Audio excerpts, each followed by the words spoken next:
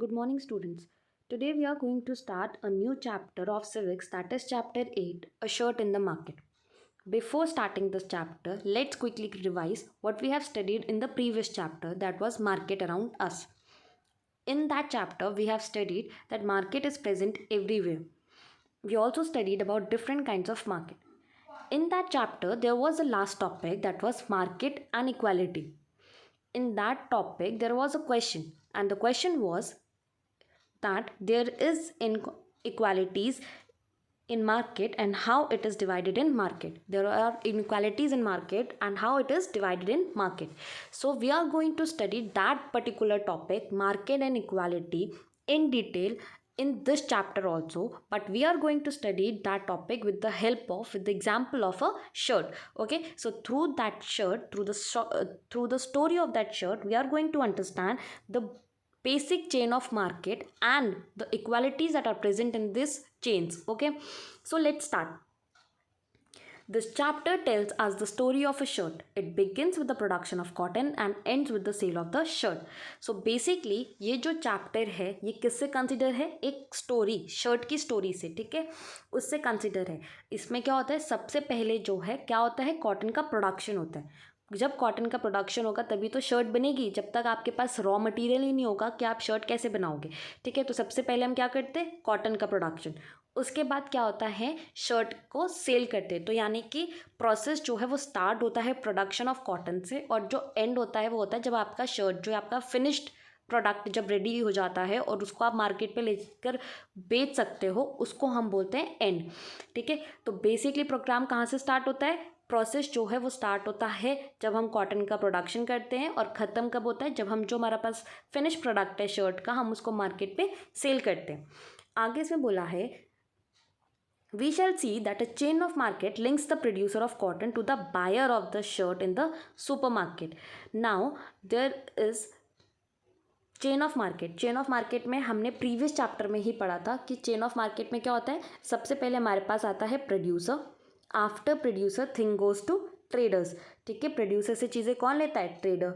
Trader से चीज़ें फिर लेता है रिटेलर, और रिटेलर से चीज़ें किसके पास पहुंचती है, बायर के पास, यानी कि हम आम लोगों के पास. ठीक है, नेक्स्ट इसमें बोला है, buying and selling take place at every step in the chain. ये जो लाइन है ये देखो इंपॉर्टेंट है. ठीक है, buying and selling take place यानी कि खरीदना और बेचना, ये हर एक जो हमारा स्टेप है चेन ऑफ मार्केट है, यानी कि जो हमारी प्रोड्यूसर, ट्रेडर, रिटेलर, बायर है, ये क्या है, ये एक चेन ऑफ मार्केट है. ठीक है, तो इन हर एक स्टेप में क्या होता है, बाइंग एंड सेलिंग होता है. ठीक है, अब जैसे प्रोड्यूसर है, उसको अपना प्रोडक्ट प्रोड्यूस करना है, कुछ भी सामान बनाना है, तो वो क्या करेगा, पहले उसको चीज़ों को बनाने के लिए कहीं से तो चीज़ें खरीदेगा ना. ठीक है, तो क्या करेगा, प्रोड्यूसर ने चीज़ें खरीदी, दैट इज़ बाइंग. उसके बाद उसने उसको बेचा है, किसको बेचा है, ट्रेडर को. ठीक है, दैट इज़ सेलिंग. तो अब वैसे ही ट्रेडर ने क्या करा, अब ट्रेडर की पोजीशन पे हो तो क्या हो गया, ट्रेडर ने प्रोड्यूसर से खरीदा, बाइंग. उसके बाद ट्रेडर ने रिटेलर को दिया, दैट इज़ सेलिंग. तो हर एक जो स्टेप है चेन ऑफ मार्केट का, वहाँ पे क्या हो रहा है, बाइंग और सेलिंग दोनों ही हो रहा है. ठीक है, नेक्स्ट इसमें क्वेश्चन क्या है, does everyone benefit equally from this. क्या हर एक को इससे प्रॉफिट हो रहा है. मान लो अगर ट्रेडर ने कोई भी चीज़ प्रोड्यूसर से ली है, तो क्या ट्रेडर को उस चीज़ का क्या ट्रेडर को उस चीज़ से प्रॉफिट हो रहा है, क्या उसे उसका बेनिफिट मिल रहा है, क्या उसको उतना पैसा मिल रहा है जितना उसने एक्सपेक्ट किया था. और do some people benefit more than others. और क्या पता कि मान लो अगर ट्रेडर ने कोई भी चीज़ प्रोड्यूसर से खरीदी, ठीक है, अगर वो उसको खरीद रहा है 1000 रुपीज़ में, और वो रिटेलर को वही चीज़ जो है वो दे रहा है 500 रुपीज़ में, तो क्या हो रहा है, रिटेलर को किसी भी वे में नुकसान तो हो रहा है. ठीक है, उसे लॉस भी हो रहा है. तो इसमें बेनिफिट किसको हो गया, ट्रेडर को, और लॉस किसको हो गया, रिटेलर को.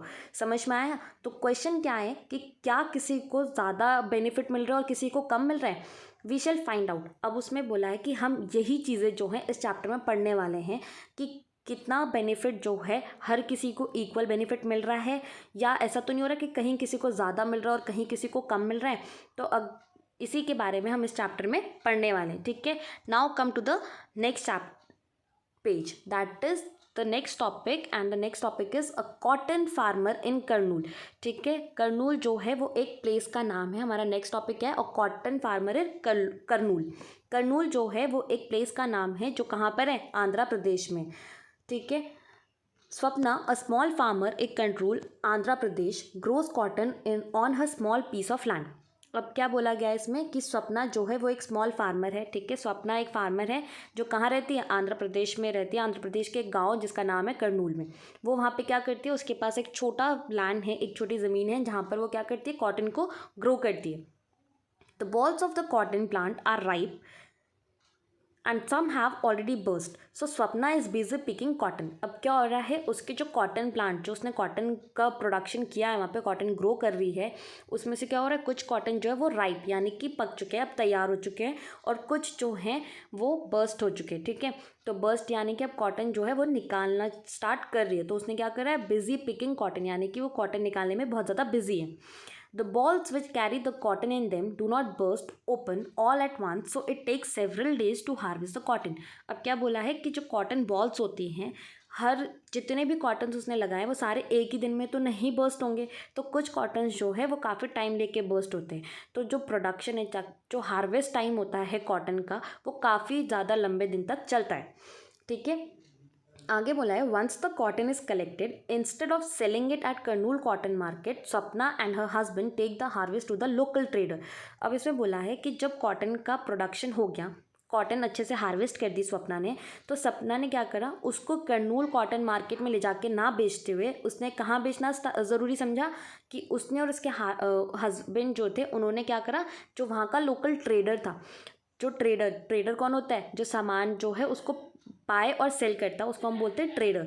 ठीक है, तो स्वप्ना और उसके हस्बैंड ने क्या किया, उन्होंने सिटी में जाकर चीज़ें ना बेचते हुए उन्होंने कहाँ गए, वो एक वहाँ का जो ट्रेडर था उसके पास गए, जितना भी कॉटन उन्होंने प्रोड्यूस किया था उन्होंने वो कॉटन जो है उसको दे दिया।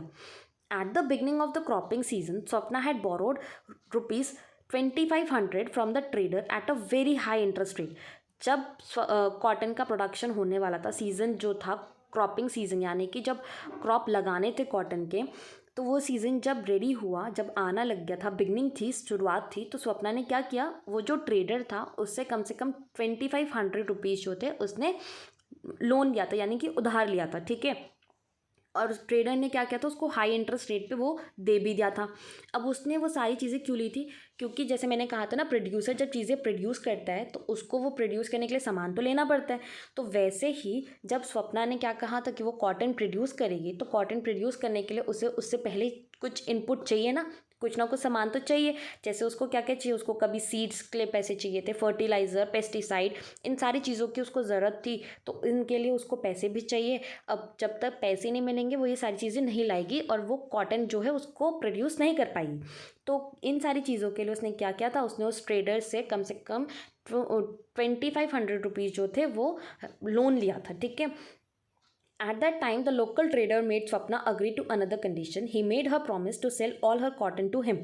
अब उसने क्या किया था, जो ट्रेडर था उसने उसको हाई इंटरेस्ट रेट पे, ज़्यादा पैसों पे, तो ज़्यादा इंटरेस्ट रेट के साथ उसने वो पैसे उसको दिए, प्लस उसने एक और उसके सामने कंडीशन यानी कि शर्त रखी कि दैट जितना भी कॉटन का प्रोडक्शन होगा, जितना भी कॉटन प्रोड्यूस होगा, वो सारा का सारा कॉटन जो है स्वप्ना क्या करेगी, उस ट्रेडर को बेच देगी। ठीक है, cultivation of cotton requires high level of input such as fertilizers and pesticides, and the farmers have to incur heavy expenses on account of these. अब इसमें क्या बोला है, जब हम कॉटन का कल्टीवेशन करते हैं यानी कि कॉटन जब हम प्रोड्यूस करते हैं तो उसमें क्या होता है, बहुत ही ज़्यादा लेवल पे इनपुट्स हमें जो है वो लगाने पड़ते हैं। इनपुट क्या हो गया, जैसे आपने कंप्यूटर में भी इनपुट और आउटपुट डिवाइसेस पढ़े हैं ना, तो इनपुट कौन से होते हैं, जो हम कंप्यूटर में इंस्ट्रक्शंस देते हैं। ठीक है, जो चीज़ें हम अपनी चीज़ों को करने के लिए यूज़ करते हैं, दैट इज़ इनपुट। तो क्या बोला है इसमें कि हमें काफ़ी ज़्यादा लेवल पे इनपुट्स का जो है उसका यूज़ करना पड़ता है।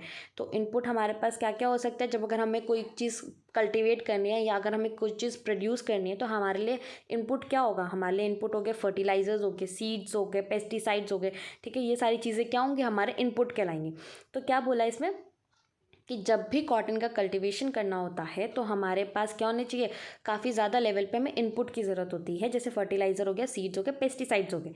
तो इन सारी चीज़ों को खरीदने के लिए जो फार्मर है उसको क्या करना पड़ता है, काफ़ी ज़्यादा अपने जो उसको खर्चा करना पड़ता है, ठीक है। एक्सपेंसेस क्या हो गए, उसके खर्चे, बहुत ज़्यादा उसे खर्चा करना पड़ता है।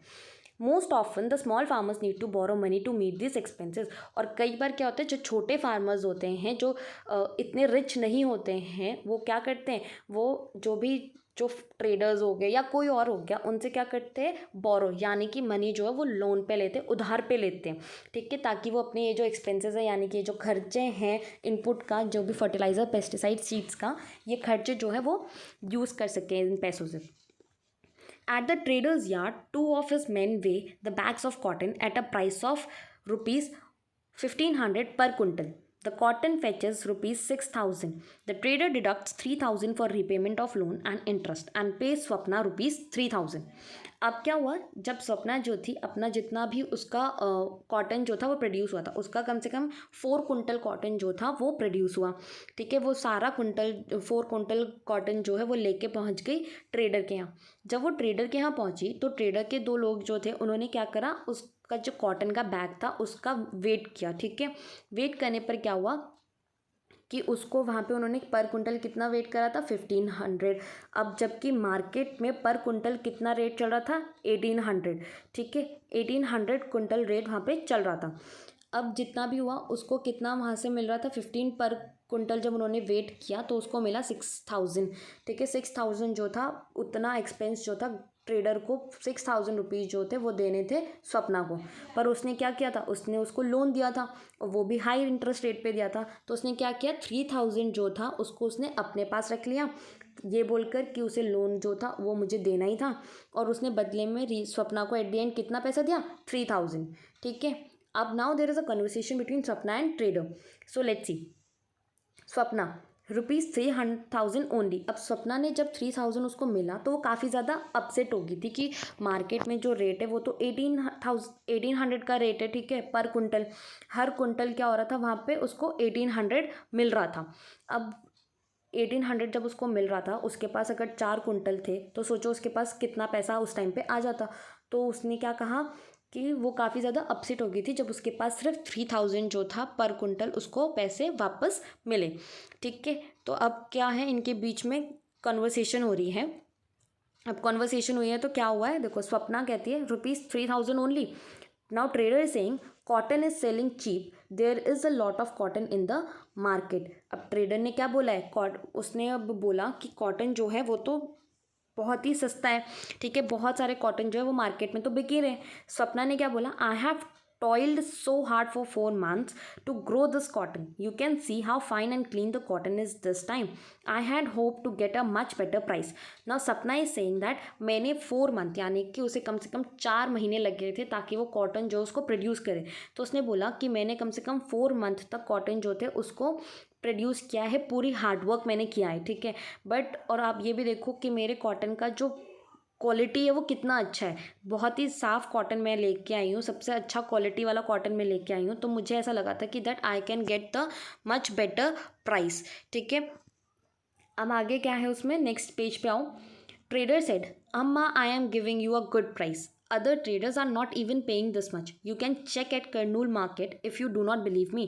जो ट्रेडर था अब उसने काफ़ी रूडली बोला कि अम्मा I am giving you a good price. उसने कहा कि भाई अम्मा मैं आपको बहुत अच्छे प्राइस दे रहा हूँ, ठीक है। बाकी जो ट्रेडर्स है वो तो इतना भी आपको नहीं देंगे। अगर मुझ पे यकीन नहीं है तो आप क्या करो, कर्नूल मार्केट में जाओ और वहाँ पे जाके देख लो। तो स्वप्ना ने क्या जवाब दिया, don't be angry, how can I doubt you. अब उसने कहा आप नाराज़ मत हो, मैं आप पे डाउट नहीं कर रही, मैं आप पे शक नहीं कर रही हूँ। डाउट मतलब क्या होता है, शक करना, ठीक है।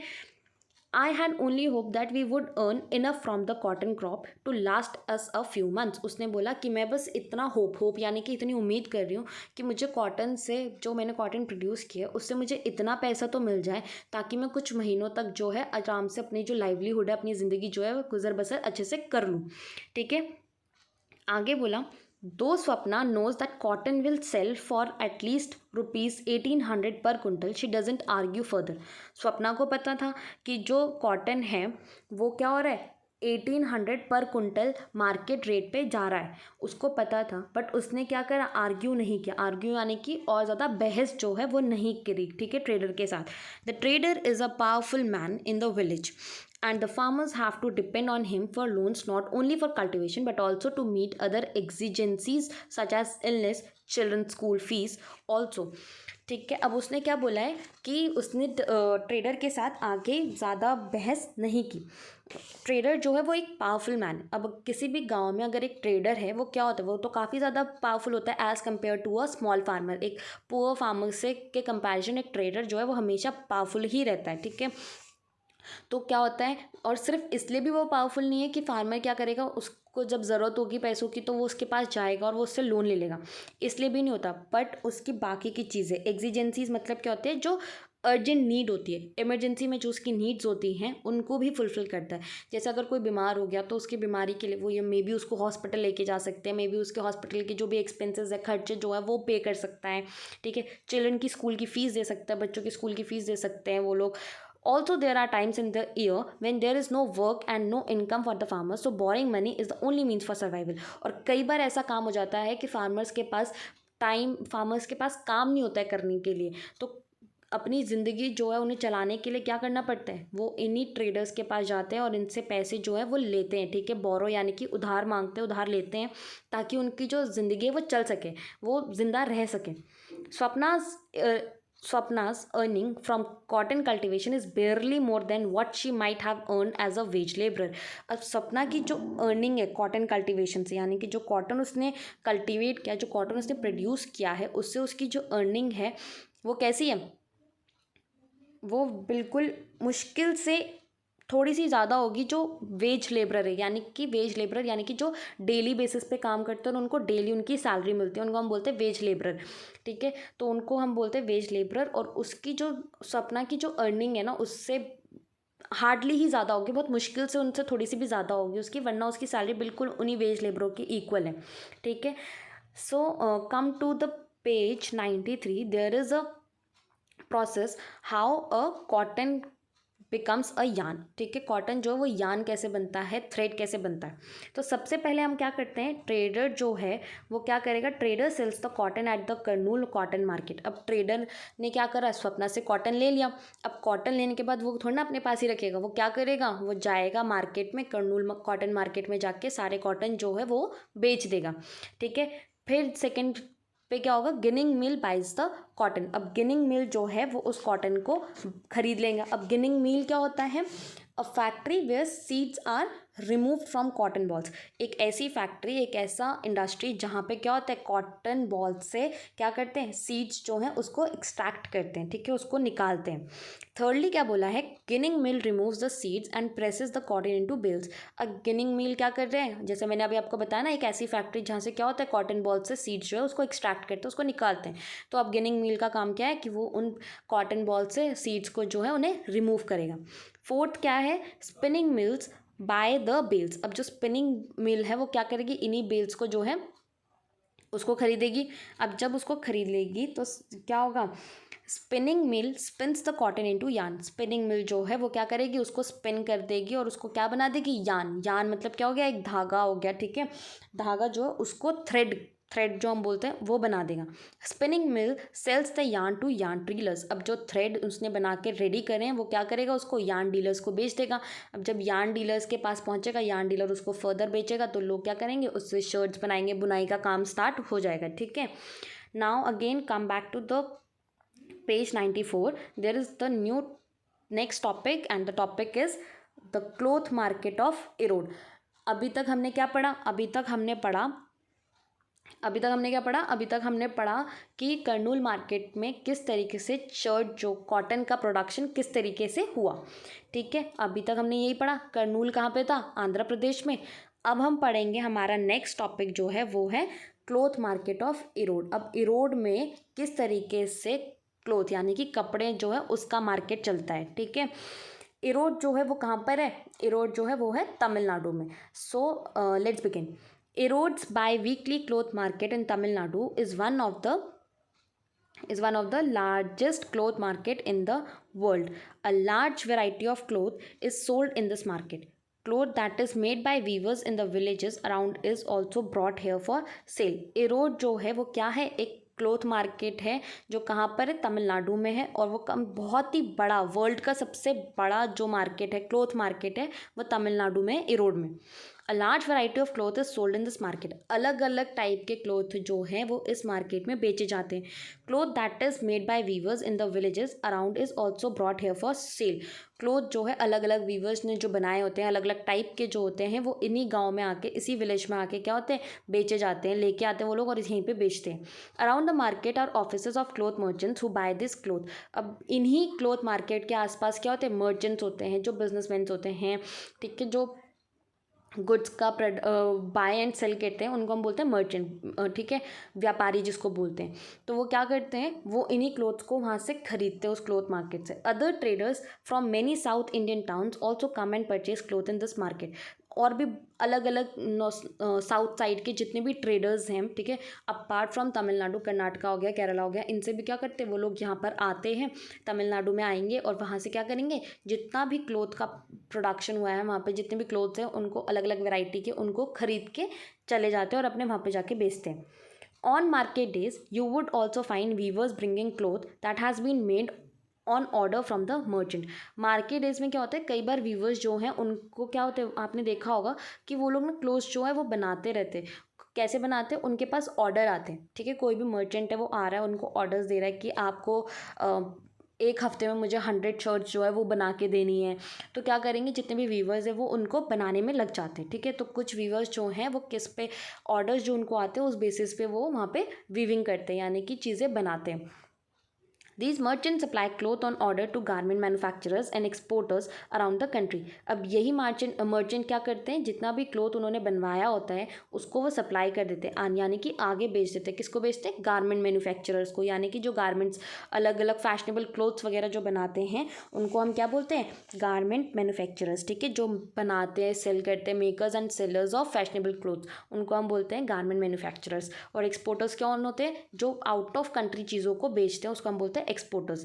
तो वो अलग अलग गारमेंट मैन्युफैक्चरर और एक्सपोर्टर्स को वो चीज़ें जो हैं मर्चेंट्स आके सप्लाई कर देते हैं क्लोथ को, ठीक है. They purchase the yarn and give instruction to the weavers about the kind of cloth that is to be made. अब वो क्या करते हैं मर्चेंट्स, वो यार्न जो है उसको खरीदते हैं, उसके बाद वीवर्स को इंस्ट्रक्शंस देते हैं कि भैया तुम्हें किस टाइप का क्लोथ बनाना है और क्या बनाना है.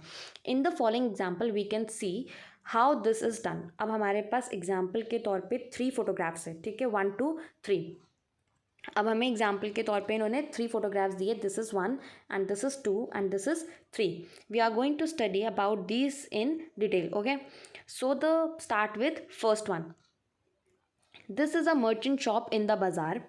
Over the years, these traders have developed extensive contact with garment firms around the country from whom they get orders. These traders purchase the yarn, thread from others. अब सबसे पहले क्या हो रहा है, देखो ये एक मार्केट मर्चेंट की शॉप है, ठीक है, बाज़ार में. ये फर्स्ट जो है वो क्या है, एक मर्चेंट की शॉप है, ठीक है. ये this is a merchant shop. इसमें क्या हो रहा है, काफ़ी टाइम से यहाँ पर क्या हो रहा है, गारमेंट जो है उसका फर्म जो है इन्होंने बना के रखा है. ये क्या करते हैं, ट्रेडर्स से यान जो है उसको खरीदते हैं, ठीक है. यान जैसे मैंने अभी बताया था, थ्रेड होता है, उसको हम यान बोलते हैं. यान जो है ये लोग ट्रेडर्स से खरीदते हैं और उसके आगे वो क्या करते हैं, नेक्स्ट फोटोग्राफ के बारे में पढ़ते हैं, सेकेंड पिक्चर के बारे में. The weavers live in villages around and take the yarn supplied by these traders to their homes where the looms are located in sheds adjacent to their houses. अब क्या होता है कि ट्रेडर्स से वो क्या करते हैं, यान खरीदते हैं. यान खरीदने के बाद जो भी आसपास गांव के जो लोग हैं वो क्या करते हैं, उस यान को अपने घर लेके जाते हैं. उनके घर में देखो यहाँ पे क्या है, हमें सेकंड पिक्चर में दिखा रहे हैं ना कि यहाँ पे एक मशीन टाइप है, ठीक है. वो क्या करते हैं, अपने घर ले जाते हैं. और मोस्टली हर एक वीवर के यहाँ पे क्या होता है, आपको ऐसी मशीन देखने को मिल जाएगी, ठीक है. वो अपने घर जाएंगे, इसको हम बोलते हैं लूम. अपने घर जाएंगे, इसमें क्या करेंगे, वो इस लूम में अपना काम करना स्टार्ट कर देंगे. This photograph shows a power loom in one such home. The weavers and their families spend long hours working on these looms. अब क्या करते हैं, जो वीवर होता है, अब वीवर क्या करता है, उसके पास ज़्यादा पैसे तो नहीं होते कि वो बाहर से किसी और वर्कर को अपने पास रखे. तो वो क्या करते हैं, वो अपने ही फैमिली मेम्बर्स को यूज़ करते हैं और वो वहाँ पर काम करते हैं, ठीक है. A variety of saris, towels, shirting ladies. अब क्या होता है इसमें काफ़ी सारी चीज़ें मिलती हैं। कई ये लोग साड़ीज़ बनाते हैं, टावल्स बनाते हैं, शर्ट्स बनाते हैं, बाकी जितनी भी लेडीज़ की ड्रेस मटेरियल्स होती है, ये सारी चीज़ें, बेडशीट्स हो गई, ये सारी चीज़ें प्रोड्यूस की जाती है इन्हीं लूम्स में। Now the last picture that is the third one picture that is then they bring back the finished cloth to the traders. Here they can be seen getting ready to go to the merchant in the town. The trader keeps an account of the yarn given and pays them money for weaving this into cloth. अब third picture में क्या हो रहा है, देखो हमने क्या देख रहे हैं थर्ड पिक्चर में हमने देखा है कि यहाँ पर क्या हो रहा है कि इन लोगों ने क्या करा है, हमारे पास फिनिश्ड प्रोडक्ट है इनके पास, ठीक है। इन्होंने जो प्रोडक्ट है अब वो उसको पूरा रेडी कर दिया है। रेडी करने के बाद अब इनको कहाँ देना है, इसको ये जाएंगे देने के लिए मर्चेंट को, ठीक है। मर्चेंट को जब ये चीज़ें दे देंगे, मर्चेंट जो है इसको फर्दर आगे ट्रांसपोर्ट कर देगा जहाँ से इसको और आगे बेचना है। समझ में आया? तो ये तीन हमारे पास क्या है, एक एग्जाम्पल्स हैं कि किस तरीके से चीज़ें जो है वो एक जगह से दूसरी जगह पर पहुँचता है, ठीक है। सबसे पहले हमने क्या पढ़ा, हमने ये पढ़ा कि ये जो था ये एक मर्चेंट की शॉप थी, इसने क्या करा, यहाँ से यान खरीदा ट्रेडर से, ठीक है। यान खरीदने के बाद वो कहाँ गया, इस में वीवर के घर पे गया, ठीक है। वीवर के घर पे गया जहाँ पर क्या था, लूम्स थे काफ़ी सारे, और उस लूम्स में उन्होंने क्या करा, उसको बनाया, ठीक है। फिर थर्ड पिक्चर में हमने क्या करा कि यहाँ पे फिनिश प्रोडक्ट हमें मिल गया था और अब ये कहाँ जा रहा है, मर्चेंट के पास जा रहा है, ठीक है। Okay, so the next topic is our putting out system, weavers producing cloth at home. अब क्या बोला है कि हमारा जो थर्ड टॉपिक है वो बेसिकली क्या है, जो वीवर्स हैं वो क्लोथ्स जो है वो घर पे प्रोड्यूस करते हैं, ठीक है। अब वो किस तरीके से प्रोड्यूस कर रहे हैं हमें वो पढ़ना है। The merchant distributes work among the weavers based on the orders he has receive for cloth. अब जो मर्चेंट है वो क्या करता है, जितने भी गुड्स हैं वीवर्स को दे देता है, वो जितना भी उसके पास ऑर्डर आया है। अगर उसके पास ज़्यादा ऑर्डर आए तो वो ज़्यादा वीवर्स को काम दे देगा, अगर उसके पास कम ऑर्डर्स आए तो वो कम वीवर्स को देगा। तो जितना उसके पास ऑर्डर आएगा वो उस हिसाब से वीवर्स को काम देते हैं। The weavers get the yarn from the merchant and supply him the cloth. Weaver क्या करता है, वीवर को यान मिलते हैं मर्चेंट से, और जो भी उसके बाद वो लोग क्लोथ्स रेडी करते हैं, फाइनल प्रोडक्ट बनाते हैं और उसके वो किसको देते हैं, मर्चेंट को दे देते हैं। For the weavers this arrangement seemingly has two advantage. वीवर्स के लिए इससे क्या होते हैं, दो एडवांटेज है। The weavers do not have to spend their money on purchase of yarn. सबसे पहले उनके पास क्या है, सबसे पहले उनके पास एडवांटेज है कि उन्हें क्या करना पड़ता है, उन्हें पैसे नहीं देने पड़ते कि वो यान को खरीद रहे हैं, ठीक है। तो पहला एडवांटेज तो उनके पास यही है कि उनको पैसे स्पेंड नहीं करने पड़ते हैं यान खरीदने के लिए। परचेज मतलब खरीदना।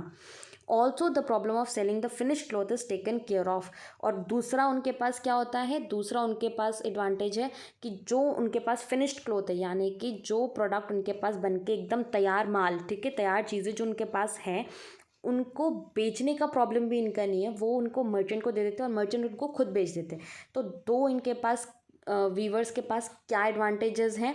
पहला, they don't have to purchase yarn, उन्हें पैसे खर्च नहीं करने पड़ते यान खरीदने में। और दूसरा, जो उनके पास तैयार चीज़ें होती हैं, तैयार मटेरियल होता है, उनको उसे मार्केट में ले जाके बेचने का भी टेंशन नहीं होता है। Weavers know from the outset what cloth they should make and how much of it is to be woven. Weavers जो है उनको पता रहता है कि उन्हें किस टाइप का क्लोथ बनाना है। अब जब उन्हें पता है कि मेरे को ये वाला क्लोथ बनाना है, तो उन्हें पता है कि मुझे कितनी चीज़ें कितना कॉटन ज़रूरी है, कितना यान ज़रूरी है उसको बनाने के लिए, ठीक है। However, this dependence on the merchants both for raw materials and market means that the merchant have a lot of power. अब इसमें बोला है कि जिस तरीके से वीवर्स जो है वो मर्चेंट पे डिपेंड रहते हैं, ठीक है, किस लिए, रॉ मटेरियल्स। रॉ मटेरियल्स क्या होते हैं हमारे पास, कच्चे माल, यानी कि यान जो है वो हमारा किस में आएगा, रॉ मटेरियल में, ठीक है। यान क्या है, हमारा एक रॉ मटेरियल है। एंड मार्केट का मतलब क्या हो गया, जो फिनिश प्रोडक्ट बन के आया है, जो मार्केट में ले जाके बेचना है, दैट इज़ मार्केट, ठीक है। तो इन दोनों चीज़ों के लिए जो वीवर है वो किस पे डिपेंड है, मर्चेंट पे डिपेंड है। अब इससे हमें पता चल रहा है कि मर्चेंट जो है वो कितना पावरफुल है। They give orders for what is to be made and they pay a very low price for making the cloth. अब वो क्या करते हैं, ऑर्डर्स जो उनके पास आ रहा है, कितना बनाना है, क्या बनाना है, उसको तो वो दे देते, बट वो इसके बदले वीवर्स को जो है वो बहुत ही कम प्राइस देते हैं। ठीक है, वीवर्स को वो सैलरी जो है बहुत कम देते हैं। उन्हें जिस हिसाब का ऑर्डर मिलता है, ज़्यादा बल्क में ऑर्डर मिल रहा है, तो वो उसको क्या करेंगे, वीवर्स को बनाने के लिए दे देंगे, बट वो क्या करते हैं, उनको सैलरी जो है वो कम देते हैं। ठीक है, the weavers have no way of knowing who they are making the cloth for and at what price it will be sold। वीवर्स जो हैं उनको बिल्कुल नहीं पता कि वो किसके लिए बना रहे हैं क्लोथ और उन्हें कितने प्राइस में वो चीज़ें बेची जा रही है, उन्हें बिल्कुल कुछ नहीं पता रहता है। उन्हें बस ये बोला जाता है कि उनके पास यान है और वो उसको, उनके पास यान है, उनको बस अब उसका क्लोथ बनाना है, और वो करते क्या है, वो यान लेते हैं, फिनिश प्रोडक्ट तैयार करके दे देते हैं। उन्हें बिल्कुल नहीं पता कि वो क्लोथ किसके लिए बना है, वो मार्केट में कितने का बेच रहे हैं, कुछ नहीं पता। At the cloth market the merchant sell the cloth to the garment factories. Cloth market में जो मर्चेंट है वो क्या करते हैं, गारमेंट फैक्ट्रीज को ये सारे क्लोथ्स जो हैं वो बेच देते हैं। In this way the market works more in favour of the merchant. और सबसे बेसिक चीज़ उसमें क्या बोली है कि मार्केट जो है इस तरीके से सबसे ज़्यादा काम किसके लिए करता है, मर्चेंट के लिए। तो बेसिक प्रॉफिट इसमें किसको हो रहा है, मर्चेंट को। मर्चेंट जो है वो क्या है, प्रॉफिट में है। ठीक है, और सबसे ज़्यादा लॉस इसमें किसको होता है, वीवर्स को। Weavers invest all their savings और borrow money at high interest rate to buy looms. अब वीवर्स क्या करते हैं, वो अपनी जितनी भी सेविंग्स है, जितना भी उन्होंने जमा करा हुआ पैसा हो गया या किसी से उधार भी ले लेते हैं, ताकि वो क्या करें, लूम्स जो हैं उसको खरीद सके। ठीक है, लूम्स खरीदेंगे तभी तो उनके पास क्या होगा, क्लोथ रेडी होगा। अगर लूम्स ही नहीं होंगे तो वो क्लोथ कहाँ से रेडी करेंगे। Each loom cost ₹20,000, so a small weaver with 2 looms has to invest 40,000। अब हर एक लूम का कॉस्ट कितना है, एक लूम का कॉस्ट है 20,000। अब अगर एक छोटा वीवर है, यानी कि एक पुअर वीवर है, ठीक है, वो क्या करेगा, 2 लूम्स खरीदने के लिए उसके पास कितना खर्चा करना पड़ेगा उसको, 40,000 का। The work on these looms can not be done alone. अब इन लूम्स में काम भी अकेले तो करा नहीं जाएगा। ठीक है, the weaver and another adult member of his family work up to 12 hours. तो वीवर जो हो गया, वीवर के साथ उसकी फैमिली मेंबर में जो भी कोई अडल्ट या बड़ा लोग, बड़े इंसान जो भी होगा उसके में, तो उन्हें क्या करना पड़ता है, कम से कम 12 घंटे दिन में उन्हें काम करना ही पड़ता है, ताकि वो क्लोथ को क्या करें, प्रोड्यूस करें। For all this work they earn about 3,500 per month. और इन सारी चीज़ों का, यानी कि जितना उन्होंने लूम खरीदने के लिए इन्वेस्ट किया, जितना उन्होंने मैन पावर इसमें लगा, यानी कि जो एक इंसान की शक्ति जो है वो लगी, जितना टाइम उन्होंने इन्वेस्ट किया, उन सब का उनको टोटल कितना मिलता है, 3,500 पर मंथ। तो यानी कि जितना वो खर्चा कर रहे हैं उसका आधा भी उनको प्रोवाइड नहीं होता है, जब वो पूरा क्लोथ जो है रेडी करके मर्चेंट को प्रोवाइड कर देते हैं। The arrangement between the merchant and the weaver is an example of putting out system, whereby the merchant supplies the raw material and receives the finished product. It is prevalent in the weaving industry in most regions of India। अब ये जो arrangement है ये basically क्या हो गया, arrangement between merchant and weavers. ये जो अरेंजमेंट है इन दोनों के बीच में, इसको हम क्या बोलते हैं, ये एक एग्जाम्पल है पुटिंग आउट सिस्टम का, किस तरीके से यहाँ पे चीज़ें होती है। मर्चेंट क्या करता है, मर्चेंट जो है वो रॉ मटेरियल प्रोवाइड करता है, यानी कि कच्चा सामान जो हो गया, हम बोलते हैं ना रॉ मटेरियल, कच्चा सामान जो हो गया यानी कि यान। ठीक है, वो दे देता है किसको, वीवर को, और उसके बदले उसे क्या मिलता है, फिनिश्ड प्रोडक्ट, यानी कि एक कंप्लीट आइटम जो उसको प्रोड्यूस हो जाता है। It is prevalent in the weaving industry. और ये चीज़ें जो है वीविंग इंडस्ट्री में स्पेशली होती है। ठीक है, और ख़ासकर इंडिया के बहुत सारे रीजन्स में इस तरीके का काम जो है वीविंग इंडस्ट्री में होता ही होता है। ठीक है, now with this I will end the topic. Further topic we will continue in our next class. So thank you so much students.